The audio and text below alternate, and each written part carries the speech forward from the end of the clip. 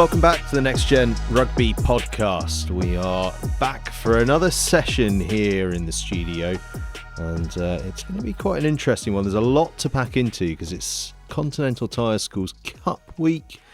Plenty of other stuff going on as well, including Clifton College versus Kirkham Grammar School, I should say, this evening down at Clifton RFC, the Ryan Bresnahan Memorial Game. We're going to be talking about that and plenty more to come. You're going to be able to listen to us on Apple, Amazon, Spotify and all sorts of other places.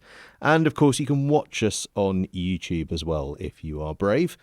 You know where to find us on socials and things. It's NextGenRugby and NextGenXV on certain bits and bobs still.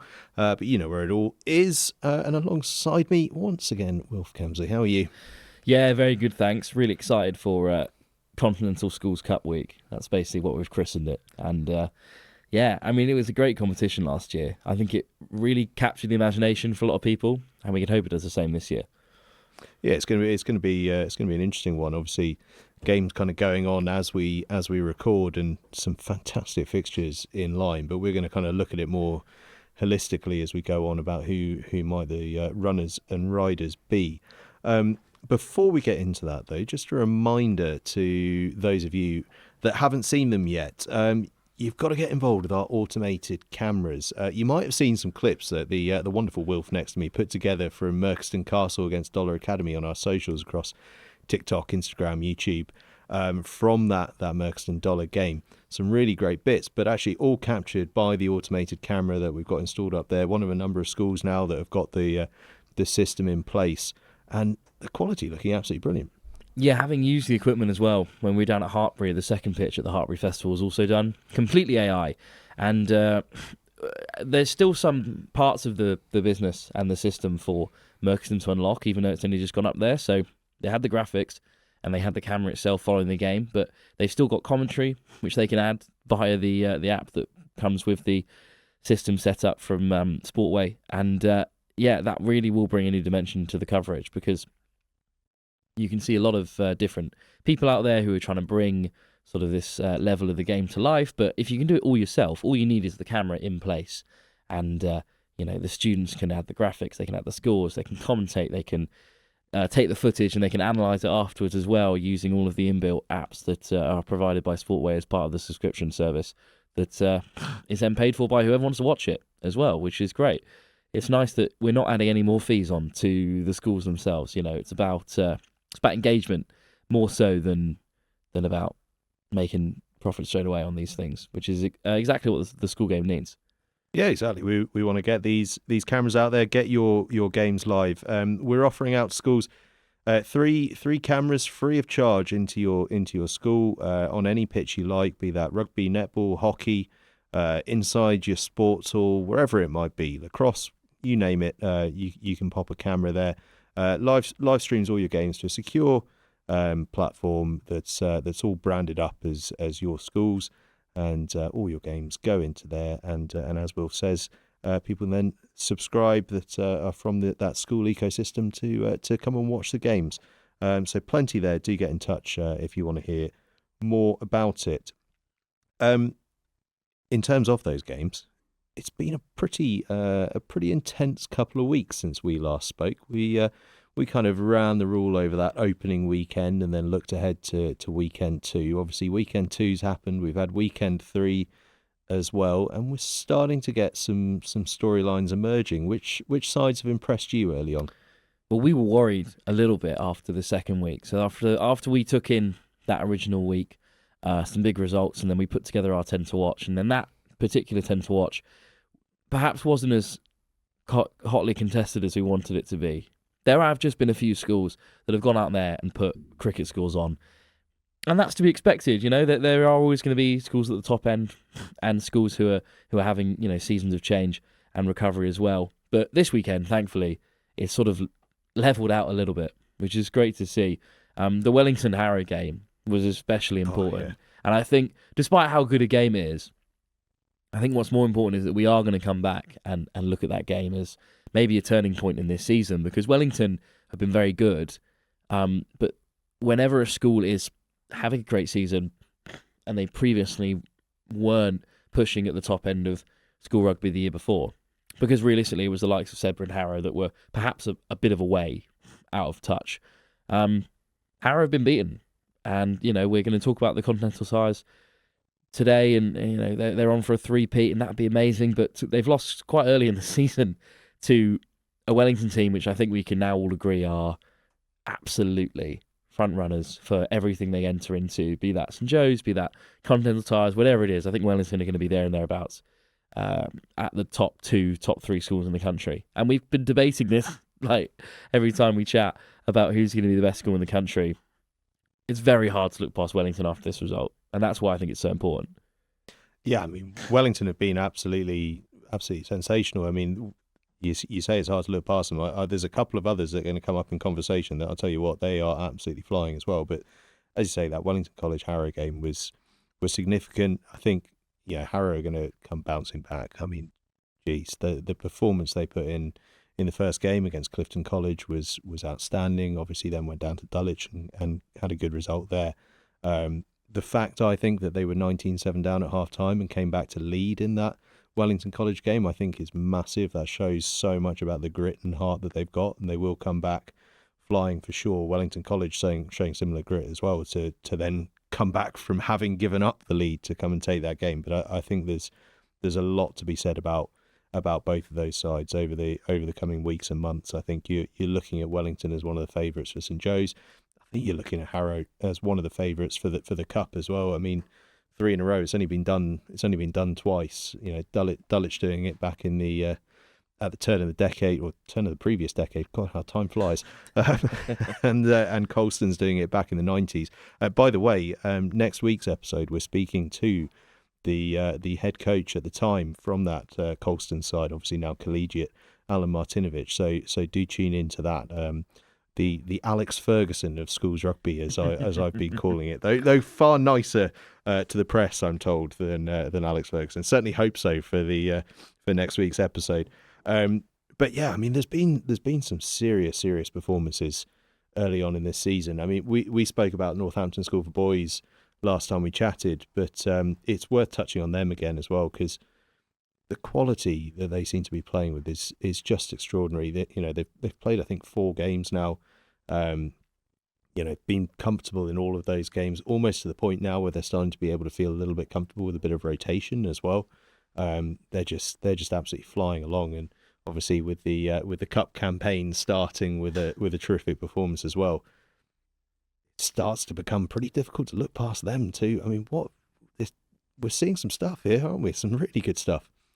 Yeah, that Midlands division as well in the Under-18 Cup is not an easy one, but more so than the Midlands as a region for schoolboy rugby is a real challenge. And they breeze through their opening round of the Cup. They've already played it, of course, because there's a bit of a window for the schools in which they're able to play these Cup games in.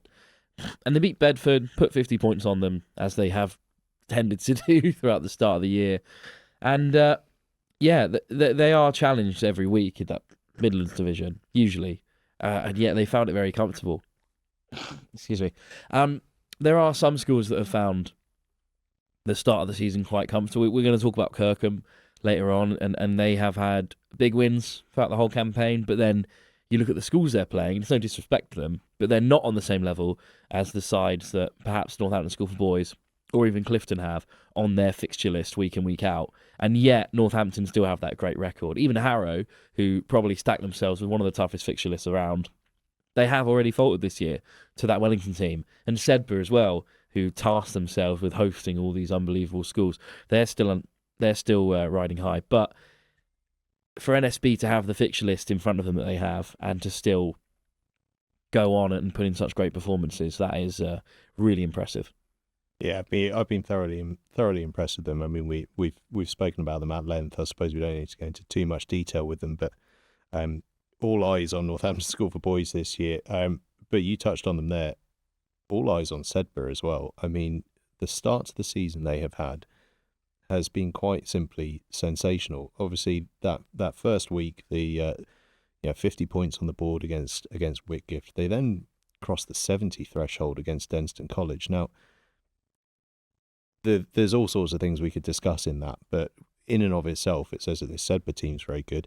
They then faced Clifton in the weekend just gone, and win an absolute tri-fest in that one, 52-34, I think, or 54-34, something in that neck of the woods.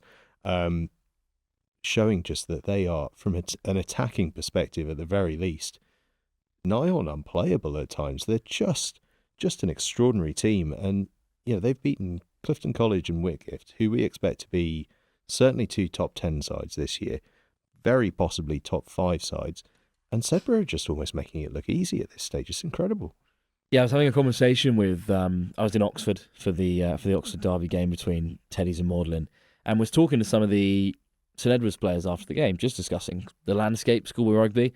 And there was a conversation I had with one student who was like, yeah, no, I didn't think Sedbergh were going to be as good as they were last year, because obviously they did have such a great season. And then I had another conversation saying, yeah, I'm expecting Sedbergh to be much better this year, because they weren't very strong last season. I think this year they're going to be on top form. And they're very difficult schools to quantify, because the margins of what makes a season for Sedbergh good and great are very thin.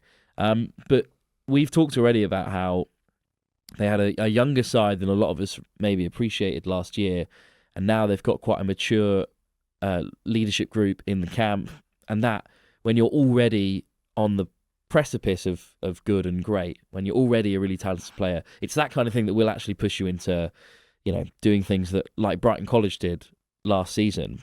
And I think that's obviously the coaching team in Brighton are fantastic, but like the likes of RGS, High Wycombe, and the likes of Brighton College, who both had really good seasons last year and very good seasons the year before, they had a very strong group, and they reached their maturity, their final year together, and they had a strong leadership group, and both of those sides went on to have really good years. But to have a school like Sedbergh, which produces excellent players year on year, to have a certain group of students who are of a certain quality, maybe just a step above what Sedbergh usually create, which is, again, very difficult to argue if you're... Yeah, they're normally all right, aren't they? Exactly. But to have a large group of those students to mature together, you could see them push on, like RGS, High Wycombe did, like Brighton did. But what are they pushing on to? Because they're already, as every year, one of the best schools in the country. And that's what makes it difficult to talk to people about, because they can't decide whether or not they're going to be better than they were last year, or if last year was a drop-off for Sedbergh. But having watched them all year, you couldn't possibly call last year's side not one of the best schools in the country. Absolutely. I mean, I've been so impressed with them. And it is, you're right, at that very top end of the game, you drop a game and suddenly it feels like from the outside, like, well, they've lost, so maybe they're not as good. Not a bit of it. I mean, you look at that Harrow side, that's a fantastic team. So they dropped a game, in many ways, so what? They're going to come back, they're going to bounce back from that and be nigh on unplayable for the rest of the season. You look at Whitgift, they dropped 2 games, they're opening 2 weeks. Preceding that, they'd won the President's Cup. Last weekend, they put, I think, 50 past Hurstby Point College, who are a strong side. Against these very, very top teams, when they're playing against each other, someone wins, someone loses. When you're on the losing side, doesn't make you a bad side. It means you've just played someone unbelievable. And as the season's sort of tail starts to shake out more and more, we're gonna start seeing it. But we talk about some of those sides at the top end. I want to look almost at that. Almost feels a little unkind to describe it this way, but that little tier below of sides that are looking to break into that upper echelon and who've started the season absolutely flying. I mean, I've got some notes here with just a handful of them, but you look at a side like KCS Wimbledon. They've started the season absolutely flying. I think they're unbeaten. They're looking really, really strong. I know they're going to be fancying themselves for a good cup run. So Thomas Riches, Tommies, they've been brilliant this season. Absolutely incredible. I don't think they've dropped a game yet. They beat Kings Worcester at the weekend. Kings Worcester, who started absolutely brilliantly. I think they scored 80 points in their first 2 games or something. And Tommies have stuck one on them. Stowe, obviously, we're expecting a load of good stuff from after that under-16 performance last year, and then we moved down into that sort of southwest quadrant, sort of Somerset set. Kes Bath and Kingswood. I'm really excited by both of those sides, and the one that really jumps out for me is Kingswood, who went to Cheltenham on the opening weekend, got a really tight victory, And you kind of go, well, okay, but it's the opening weekend, so who knows where everyone sits. Cheltenham the following week put, I think, 70 on Monmouth.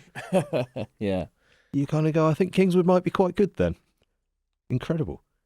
Yeah, I mean, KCS Wimbledon have got Hampton in the first round of the Cup, which feels like a really difficult draw for them because, well, in that region of London and the South East, you've got varied sides. You know, you've got like Colchester RGS, the grammar school, go down and join that group, like teams from Harpenden, like St George's. Magdalen College enter into that group as well. So it's sort of like teams from all over.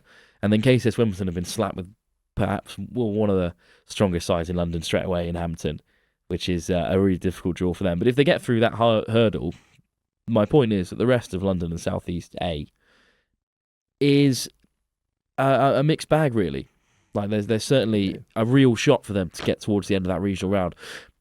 Because the thing with Continental Ties is they play within the regions first. London and South East A and B, Midlands A and B, North A and B. And obviously some of those regions are stronger than the other. And London and South East A and B tends to produce finalists and winners on loads of occasions. Something about it, isn't it? You just find sides getting to the final. I mean, KCS, I fancy them in that Hampton game. They played them in sort of pre-season-ish and did really well against them. So I fancy them there. The other side that you've got to look at, sort of overall, we'll come to them in a cup context in a little bit, I suppose, but Radley College, who are sort of a week behind everyone else because they started late, but so much expected of them as a result of, much like NSB, having age groups that have gone so deep in the under-15s tournaments in the past few years. Now they're starting to come through. And I want to just sort of briefly touch on the north of the country because it sometimes doesn't quite get the credit it's due outside of Sedbergh and Kirkham Grammar School. Barnard Castle and Queggs Wakefield both started like trains. They're looking brilliant. Queggs Wakefield went to St Peter's at the weekend, got the victory there, 27-12, something in that neck of the woods. St Peter's had scored 40 in their previous two games against traditional giants of the area. Queggs are looking good, and I mean we sort of were speaking about Queggs in the build up to St Joe's Festival last year, but Queggs again looking like a side that could be very consistent. Yeah, Queggs have got that fantastic story that we spoke about at length, especially at St Joe's last season where they were on the live stream a few times. The vast majority of their squad, not only have they been in and around Queggs for the sixth form, for GCSE, from year 7 and primary school, I think it was at least 20 of that squad have been together since year 7. And that includes a lot of the lower sixth who have now moved into that more senior position. So, yeah, they had that amazing season, that unbelievable cup run. Things didn't go their way at St Joe's, and obviously they came up against a very strong Harrow team in the cup final. But yeah, sides like that where your success is built around a very long history of players coming up through the age group, boys that have been in the school for 10 years plus, they're not just going to fall away after one really strong season. So it's great to see that they've started this year just as strongly as they ended last year, all the way through to that cup final. Yeah, I'm really excited about them and for them. I think they could be a really, really interesting watch this year. I mean, we could go into depth on so many schools. It's been a really interesting start to the season. The bit that I'm really happy about, though, you touched on it at the start, is that through the first 2 weeks, it was starting to look like a season where the gap between the best and the rest had really grown, and not even just the best and the rest, the best and the nearly the best had really, really grown out. We were seeing some, I've mentioned a couple of them there, sort of 70-point games, 80-point games. It was feeling like it was going to be a topic that we were going to have to start discussing as this season went on. This weekend, it feels like it will just settle down. I hope that's the pattern that we see going forward, where that competition is high. And I'm not a guy who says, every game should be even. If you're better than your opposition, you want to put the foot on the throat. We've all played in games. When you start winning, you want to win, but you want the games from the outset to be games where that's not what the outcome's going to be, where it's going to feel tight. And it looks as though it's just started to settle down. People perhaps just understanding where they are, perhaps tweaking selection a little bit to just make sure that games are how they kind of should be. So I'm glad that that's all we really need to say about that, because I was starting to get a little worried that it was going to become a bit of a headline topic. What is a bit of a headline topic? It seems every touchline I've been on, I'm sure it's the same for you. Everyone's been banging on about sort of temporary. I'm going to call them temporary imports. Something actually I want to talk to Alan Martinovich about next week. But sort of guys coming up on exchange programs from the Southern Hemisphere, obviously. Pupils from UK schools going back to the Southern Hemisphere in return. I mean, incredible opportunity for the players, but it does seem to be a massive talking point at the moment of this. These sort of what would we call exchange programs? I was going to call them season-long loans, but we'll call them exchange programs. I'm sure it's always been there in there's always been the odd player here and there. It seems as though we're getting groups of players moving, sort of 3-4 at a time. It seems like a bit of a shift. Well, these exchanges are amazing opportunities, and Definitely. When I attended St Joe's College, I went on exchange to China for a month or so, which was a genuinely life-changing opportunity, unbelievable outset. And I had friends who we had a partnership with an Australian school over there, and we had guys go over and play cricket for a summer, and we had a few guys come back as well in the wintertime, or the Australian wintertime, and we had the odd go over as well, come back with rugby, 1 or 2 per year, and that was very much normal. But it was also it was an incredibly exciting thing to happen to a school year, to have a student come over from a completely different way of going through education, because in Australia and New Zealand and South Africa, the attitude towards your schools are, in a way, the kind of atmosphere we'd love to recreate across this country. So it's different because in South Africa, there are perhaps less schools that could compete at the top end. Mm-hmm. There's a big group that are always the best schools, and those games are amazing, and they're watched all over the country. Whereas in this country, you have hundreds of rugby playing institutions that have all got very long histories and all produce players at the top end of the game. So to bring over players who can experience that side of things, and also to be able to send kids back over to South Africa and New Zealand, experience the intensity of sort of the rivalries and the passion behind the schoolboy game there. I don't really see it's only a benefit for the kids itself. We're of course talking about the wider topic of if you lose a game of rugby because of some unbelievable conversion from the touchline by a player who would in 3 weeks no longer attend that school, you would perhaps be irritated by that as an idea.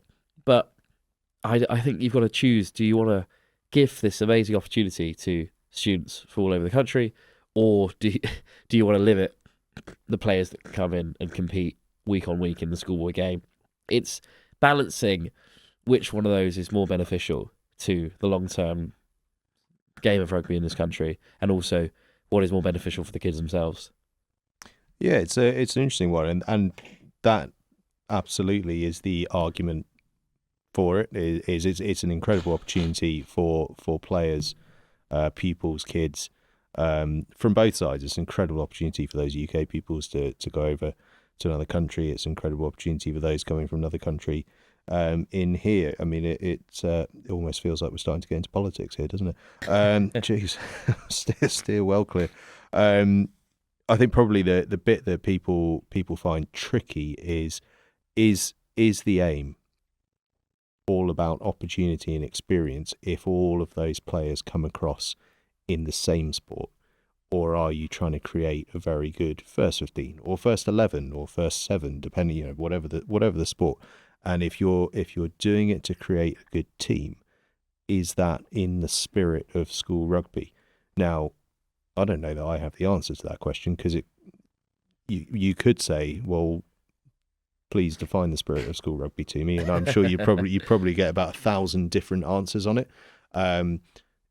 But you would definitely get some people saying no, it's not, and you definitely get some people saying yes, it is. I mean, it comes down a little bit to, I mean, not to plug the next podcast again, but it comes down a little bit to, what happened with Colston's back in the 90s, where they brought in a lot of guys on scholarships, provided great success, and then they won 5 schools cups in a row, in that period, and then the rules got changed because other schools were uncomfortable about it, and you got limited to 3 new players in the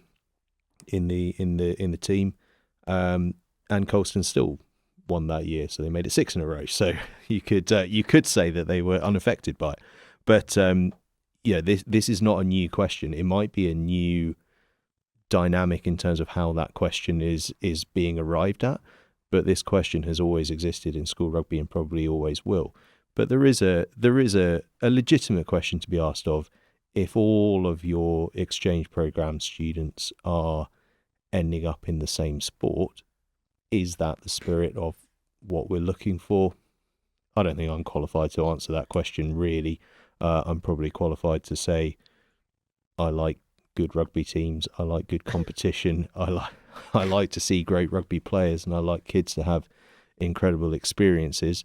The only bit maybe your question is it a great experience for the kid that then misses out on selection as a result of? But again, 'twas ever thus, because you've got lower 6 players, under 16 players that get selected, and you might have been in the first 15 all along, but someone who's younger than you comes through. So, I mean, selection is just selection. That's the way it's always been. But it's an interesting topic. I know a lot of people out there feel quite strongly about it. I don't think we've settled on our opinion on it, but I mean, I think you make the case brilliantly for the good in it, for sure. I just don't until imported players, and it's a very, again, it's difficult to define, because there are schools all over the country, and a lot of the top schools that we talk about, which do import, not actively, kids just want to join that school, but a lot of kids join at that under 16 age, that lower 6th age, and will immediately become very important parts of the first team. And those players are not less valued than the ones that have been at the school for 10 years. Absolutely not. We love to celebrate when a side like Queggs can put together a cup finalist first team out of players that have been there since year 7. But those players are not shunned, certainly. And the exchange players who may be at the school for less time, I feel like until those players are tipping the balance in cup finals, championships, huge derby games, then I understand why a parent would sort of be very passionate about that issue. But then also, would that individual feel the same if it was their school that had, had a kid come over from New Zealand or South Africa who was starting in the first team and was a very important player? How would they then feel about it? And, that individual might very well be like, yeah, I wouldn't want that either. I want my son's team to be built of people that have all known each other for 5-6 years, whatever. But that isn't really the reality of it, because it is perfectly acceptable for a child who maybe is attending a school where their rugby team is not as strong. And the story that comes to mind is Ollie Davis is the England fly half who... Oh, I don't often think about him anymore, but what a player Ollie Davis was. Still is. We'll talk about him later, because he was a really big part of the Kirkham Clifton game the last time they two met in the Ryan Bresnahan Memorial Game. But he was at Barney Castle, and then when he was moving from the main school into sixth form, he went to Kirkham, which, because he was playing for Sale Sharks and he wanted to push even further into England age groups, and he thought that specific team that Kirkham had, which was about 2 years ago, was a fantastic rugby team, definitely one of the top 5 in the country, and he had the opportunity to move there, and he joined that first team. And I'm not sure that Kirkham were very upset about him coming in. I'm not sure Kirkham's players and families were very upset about him joining. I'm sure they were delighted. Yeah, and he was fantastic. And, a bit of animosity from Barney Castle, as you'd expect, but that was just how it unfurled at the time. And in fact, there's an interesting knock-on effect, because Ollie Davis came in, knocked Sam Davis out of the first team. He then stopped playing 15-a-side rugby, and he's now England Touch's rising star and is a key player in their under-20 gold medal winning side. So he's gone on and done amazing things in touch rugby instead of rugby union. So, and that process, that story can be found in every top school all over the country. And I don't really see how players coming in for, even if it's just a term or 2 terms, is that different from a player joining just for the sixth form run in order to play in a better environment and to learn more about the game and improve as a player, which is all the guys coming over from New Zealand and South Africa are trying to do as well. Yeah, I think it's a really interesting topic. I think that you present the sort of argument in favour brilliantly, and that is the argument in favour. It's about experiences. It's about the fact that it's incredible for the boys going in either direction. We haven't even really touched on the ones going the other way. It's an incredible experience, and as you say, it kind of happens on an internal national scale anyway. So what's so different about international? I think the other side of it is that sort of less tangible argument, which is this what school rugby really is? Which is something that people feel very, very passionate and strongly about in terms of what school rugby is. The tricky part with it is it's hard to define, incredibly hard to define what school rugby specifically is in terms of, it's sort of, for want of a better phrase, it's kind of moral code. So we'll see how it all shakes out. It's certainly one that is arousing plenty of passion around the country from all corners. But we'll see how it all shakes out. One place where it doesn't really shake out is in the Schools Cup, because as mentioned, there is a three import limit on the Schools Cup. It's Schools Cup week. Big week, but more importantly, big year. What are you thinking about the Schools Cup? Who are your runners and riders? Could we see a bit of history? Could we see Harrow become a 3-in-a-row side? Could we see perhaps a Kirkham or a Queggs get revenge for losing to Harrow in finals? Could NSB capitalise on that sort of under-15s dominance they've had? We could be in for a bit of a special season, really. Yeah, of course. I mean, the regional draw plays such a big part in it. If you're in Southwest A, Southwest B, you might miss out on a team that last year knocks you out of the semi-final stage, and you might not meet them until another round, until you're even better placed to take them on. So that will give Queggs, Wakefield certainly, a lot of hope, because that northern tier is still very physical. Still loads of schools in there that have historically been very significant to the landscape of English rugby, but some legends up there. There's absolutely some genuine legends, like Barnard Castle, Queggs themselves, Durham, RGS, and you got like real Stonyhurst, like real legends of the school game. Bradford Grammar School, we spoke to Charlie Hodgson last time up.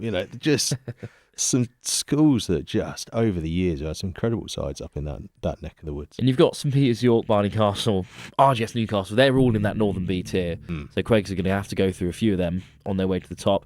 And it will likely be Kirkham and Queggs who meet in the precipice of the Northern Division. You've put your neck on the line there. I nearly was about to let you move on to your next sentence, but that's a call. So you're reckoning Kirkham Queggs in the regional showdown? Yeah, I do. I think there's Kings Maxfield are also up there in Northern A, but I think Kirkham are the standouts in that northern tier. Certainly, they've got a really strong squad that spearheaded by their captain, the number 8 England's Charlie Bray. He's an absolute unit. And they've had a really strong start to the season, and all of their fixtures week by week, other than when they travel down for big games like this one with Clifton tonight, they do tend to do very well in their northern fixture list. They take a lot of scraps. They have the last few years been the best side up north, probably especially on Daily Mail rankings. No, they're a good side. I mean, I'm intrigued about this year. I think Harrow get out of their section and go into the national stage. Just for those that aren't aware, the way the cup works, you progress through your sort of sections. So North A, North B, Midlands A, Midlands B, London South East A and B, Southwest A and B. So that you get 8 regional winners. They then go into a quarterfinal draw, which is split North and Midlands and London and South East and Southwest. So the North sections and the Midland sections are together for the quarterfinals, and the other 4 sections together for their quarterfinals. That's true also for the semi-final stage. So the first time that a Southeast or Southwest team can meet a North or Midlands team is in the final. So it's regional right up until that last game at Twickenham Stadium in mid-March. I fancy Harrow to certainly get to that quarterfinal stage, NSB to get to that quarterfinal stage, Kirkham to get to that quarterfinal stage, plenty of others as well that are well in the mix. We mentioned Queggs and Barney, Stowe with that under-16 side from last year, Oakham just never seemed to fail to go far.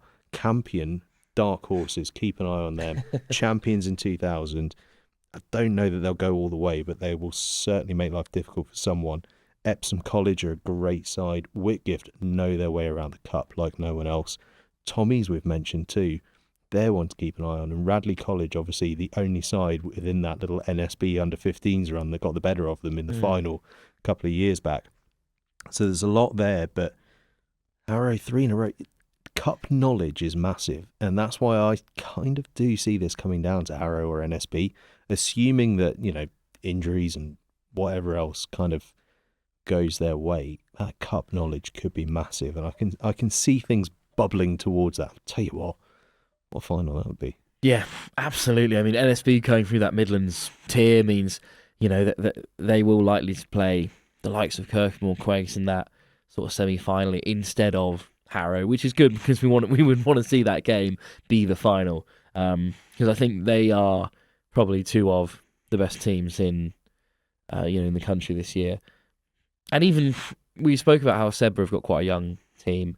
They do have a lot of chopping and changing in their age groups as they come up because of the fame of the school and of the institution and the boarding practices that they have on there. It's a really great place to go and learn your way through the world. But indeed, Harrow have got such great depth. But also in that southwest tier, Tommies and Radley are on opposite sides of A and B for the southwest, so they could push right to the end of that. Yeah, latter stage. They could find themselves meeting in a semi-final or something. Yeah, well, I mean, once you make it to the sort of last 8, once you make it to the regional finals, even the last 16, anything can happen from there, really, because they are huge games. Mind you, anything can happen at any point. I mean, we're talking here about, Harrow, are they going to go for 3 in a row? They play St Benedict's this afternoon as we record.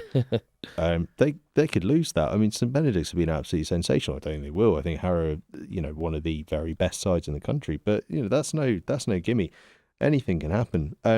Somewhere else, anything can happen is tonight. Clifton College against Kirkham Grammar School.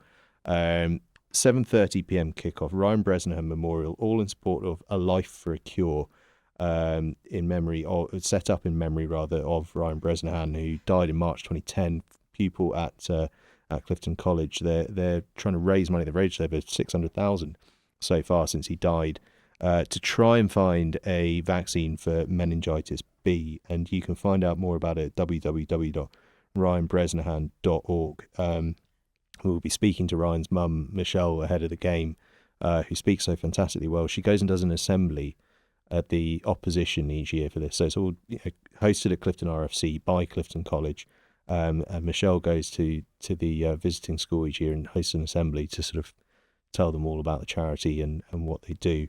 So she was up at Kirkham Grammar School earlier this week doing that. I spoke to Johnny Rodham, the head of rugby there. He just said it was unbelievably moving to hear from her, and looking forward to chatting to her before the game once again, because she speaks so incredibly well. But as a game, huge amount to anticipate. This game never seems to let us down. Whether we've seen Clifton play Millfield in the past. In this game, we've seen them play Kingswood.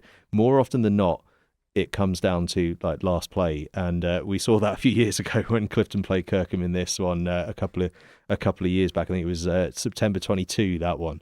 And if we get something like that again tonight, we're in for something special. Yeah, I think it's such a privilege to play in this game, and I think everyone involved, from the coaching staff down to the players, I think they understand that.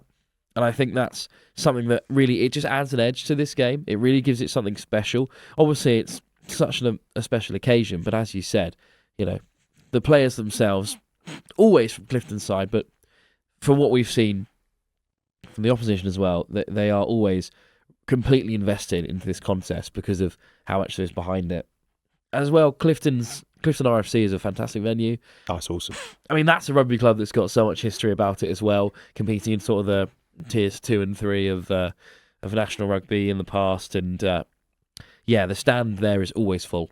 the locals. Packed, isn't it? It's always so noisy. Absolutely. And we're going to have some special guests actually on commentary. We've got a couple of former Clifton College players coming along. I think Victor Worsnip's going to have a chat with us at half time. And do you know what? I'm going to get my phone out and find out who's coming up for co-coms alongside Wilf. Because yeah, they're always great. There's someone brilliant coming along. I mean, we obviously love to broadcast these games, but the support that Clifton put into the broadcast as well, with where we position ourselves at Clifton, it's a great place to film a game of rugby. And also, as you said, they always send through people for the interviews, for the co-commentary, and that elevates the coverage to the level that is deserving of the occasion. Absolutely. So we've got, I mean, this is fantastic. And also, all three of these guys played in last year's game. I'm really happy about that. So Ollie Harris, last year's captain for Clifton College, fullback, Wales under-18. George Leyland, who was a loose head prop. I think he actually made your draft team. He did make my draft team. So there you go. That's great news. You're going to have a friendly face alongside you. They're coming up to join for co-coms, and Victor Worsnip having a chat at half-time. We'll obviously speak to someone from Kirkham Grammar School as well, and obviously to Michelle. But that's a 7:30 kickoff this evening. Right, Wilf. We tried this last time we spoke. 10 to watch. There was some disagreement, friendly disagreement, but a little bit of disagreement. But to sign off for this week's episode, we are once again going to attempt a live pick of our 10 to watch this weekend. It's worth mentioning that it's a slightly truncated weekend this weekend. A lot of schools are on exit out or leave weekends, as so often at this point in time for the big traditional public schools, which is why it's such a busy midweek of action. There's loads and loads going on across the week in terms of schools rugby. But this weekend we've got to find 10 fixtures to pick out. Now, it does look to me like a bit of a derby weekend.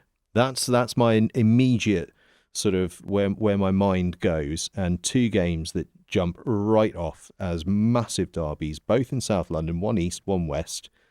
Whitgift John Fisher, arguably the biggest derby game in the entire country, and Wimbledon College against KCS Wimbledon, the closest derby in the country. I think it's less than 100 yards between the two schools. It might even be less than 80. It's unbelievably close. Those two, for me, straight into the 10 to watch. Two great games. Whether or not they're even, they will feel even for a good old period, because they are always just so passionate. Whitgift John Fisher is the kind of game that if anyone who has attended, a rugby playing school in this country, you'll immediately understand the passion behind it. And they're both huge schools. They've got such tremendous histories, and it feels like at times both first teams sometimes struggle with the weight of all that history, that precedent in their teams. But yeah, they're a fantastic school, and Whitgift hosting as well, that'll bring a different dimension to it. It's a tough place to go, Whitgift. Certainly is. Lovely place to go there. Oh, beautiful match teams. Yeah. I need to tell you all about the pitch at Whitgift. It's one of these hybrid pitches like they have at Twickenham, where you've got sort of, for those of you watching on the live stream, you'll be able to see me demonstrating in my best way how it works. You basically have a pocket of grass, and through the middle of that pocket of grass comes a piece of plastic to bind it all together. So it's sort of half a 4G pitch, but with none of the painful grazing and all the rest of it that you get from one of those. It's an absolutely brilliant place. Anyway, I don't need to get too detailed about how much I like the pitch, but that's going to be a massive game. Wimbledon College against KCS Wimbledon as well. I absolutely love it. Quite aside from the fact that I can walk to it from my house. It's so cool that it's just so close. It makes it's such a fun game, and obviously much like Whitgift John Fisher, that sort of public school versus state school element to it as well. It just brings in a load of passion. So those two are into the 10 to watch. A third one that I think needs to go there along the same theme actually of public school versus state school. Millfield NSB. NSB's biggest test of the season so far, would you say? It's difficult to quantify that because I don't know if we've seen everything that Millfield have to offer yet. They had an interesting pre-season where they were at the President's Cup, and they were at Kingswood as well, and they sent two sides, one to Llandovery College and then sent another one to Sherborne. So they've been sort of building throughout the year. They've clearly got a massive rugby playing age group, as they always do, but this year especially. They seem to be trying their best to rotate and make that work. So it'll be interesting if this is equally, the biggest test for Northampton School for Boys, it's a big game for Millfield, and this might be the time when they settle on a first 15 with tournaments like St Joe's, which are really important to them, on the horizon. Yeah, it's going to be a huge game. And as well, travelling to Millfield is also not easy to do because it's just quite far away. Well, this is why I sort of think it's such a big test for NSB. I mean, obviously, Millfield, they're brilliant. And, you're right, we haven't seen the best of them yet. And yet we still know, without having seen the best of them, that when it all shakes out and the music stops, Millfield are going to be right up there. And it makes it an incredibly intimidating place to go. And NSB have got to take that challenge on. But the feedback so far on them from opposition coaches has been that the thing that's impressed them most about NSB is not the fact that they're brilliant. It's the maturity about the way that they go about it, which bodes well for them in terms of a trip to one of the hardest places to travel to in the country, not just in terms of the distance, but in terms of everything about it. I mean, you are walking into sporting Mecca. It's just sensational. I talk about the Whitgift pitch. The Millfield pitch is incredible as well. I'm actually in quite a privileged position in that I have walked across it a couple of times. The ground staff are militant, rightly so, about people walking on that pitch. It always helps to have a microphone in your hand. It makes you look like you've got some vague sense of belonging. It's a big point because it's established throughout sport, performance sport, mainly professional sport, that the home team always does. It is a real, and done a lot of studies on it. It is a tangible margin that in your favour if you are the home team. And yet at sort of non-professional level like this, when you're still under 18, amateur level of the sport, even if it is such high quality, travelling is difficult. Getting up to Sedbergh is hard to do. Even at university level, it's rare for sides to travel up the night before or to be flown up, which is really rare. When I was at Bristol playing against Newcastle, we did fly. Were you at Bristol? Yeah. we flew to Newcastle in an attempt to get that little advantage, and we would stay up, after the game as well. Didn't work, they still battered us. But travelling is difficult when you're not a professional athlete, when you have the rest of your life also alongside whatever you're doing on a sporting field. And to go to someone like Millfield, someone like Sedbergh, and put in a performance is just as difficult as travelling to somewhere like Anfield when you're a professional player, and that famous atmosphere that comes with it. But yeah, so if they can go and they can put a performance in here, it will be another big marker in what we've already seen. Every time they come onto the field, we tend to say, "Oh, this will be really important for their season. Oh, this will help us predict how they're going to do." I think this one is, by this result, by the end of this 80 minutes, we'll know exactly where NSB are going to end up this year. We certainly will. It's a massive game, and we'll know a lot about where Millfield are as well, because NSB, I think this is going to be Millfield's biggest test of the season to date as well. So massive game. I love watching both these sides play. I love watching Millfield play rugby. They just play, whether they've got their best team ever or their worst team ever, they play a brand of rugby that is just brilliant to watch, and can't wait to see them. And I just love watching Northampton School for Boys because I love the story of it. It's just brilliant. I love what Phil Beaumont's done there. I love what John Mallett's done at Millfield. One game that's also straight in for me is Campion versus Reeds. It's the Paddy Deere Memorial Day game. Another one that's there's a bit of a theme here, but another state school versus public school clash. Campion have been incredible this year. They've been playing some brilliant rugby. They ran Ipswich really close, and we know how good Ipswich are. Reeds, meanwhile, Tom Street has moved from John Fisher to Reeds to head up the rugby there. He's got a pretty decent assistant coach down there as well, Danny Kerr. That'll do the job, won't it? He'll certainly know what he's doing. So really interested for that one.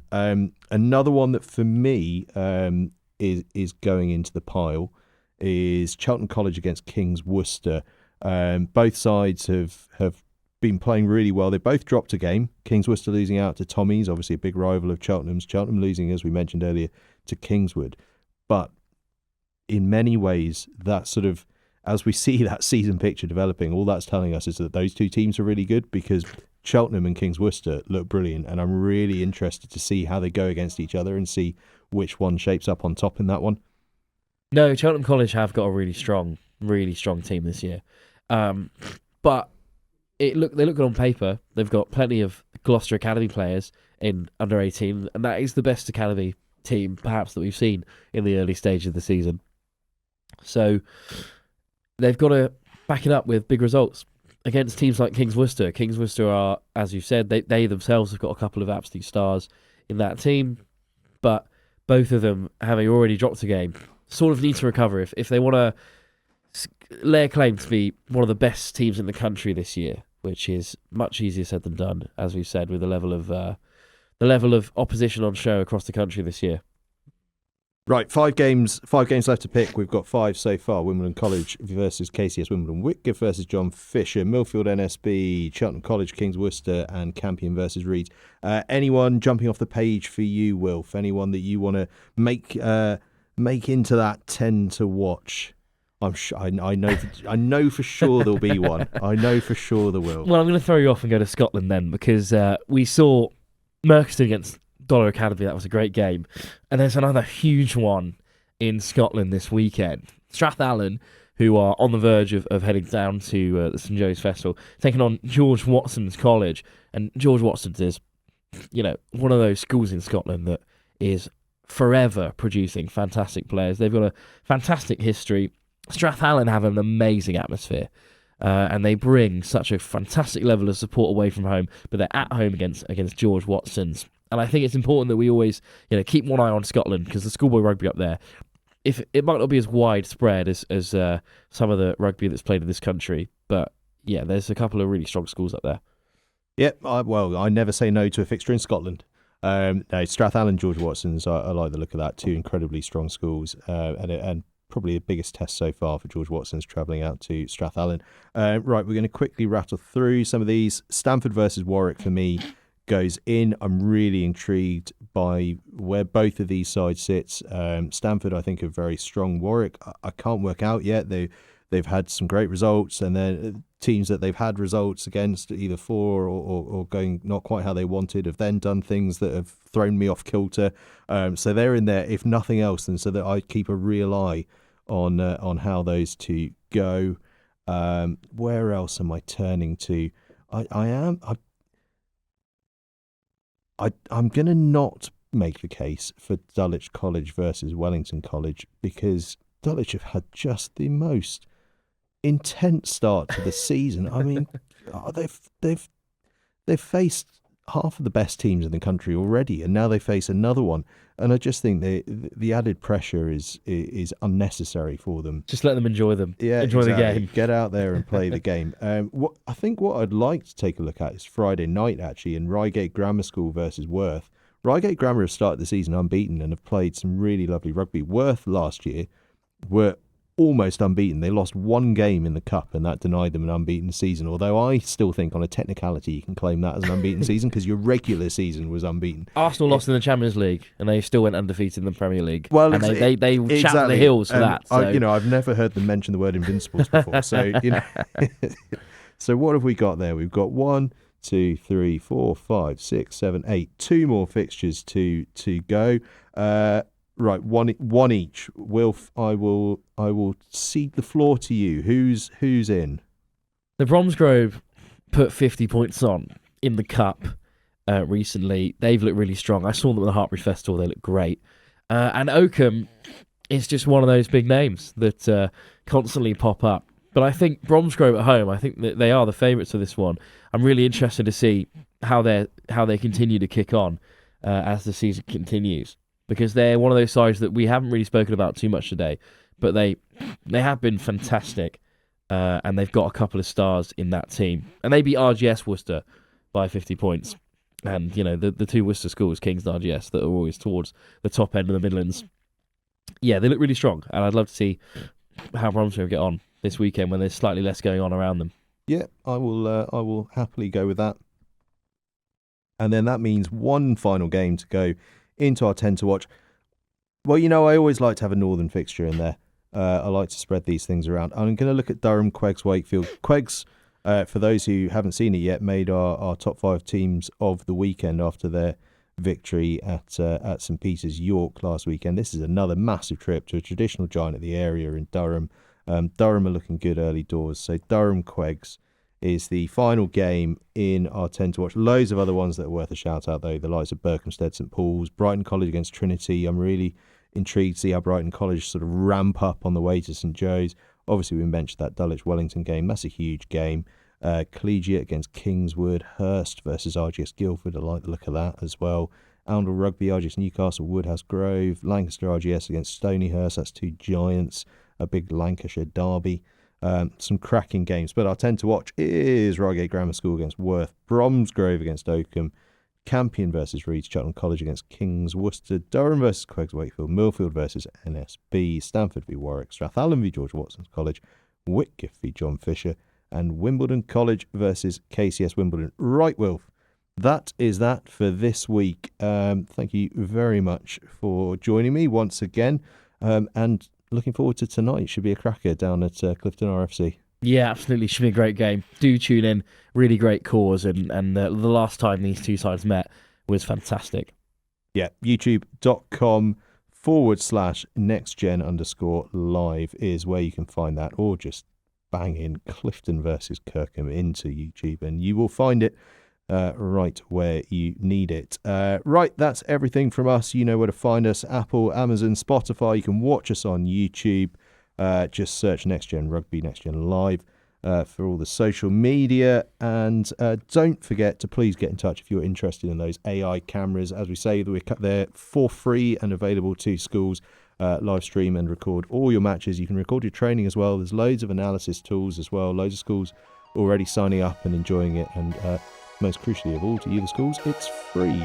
Right, that's everything. Thanks very much for watching and listening. We will catch you next time.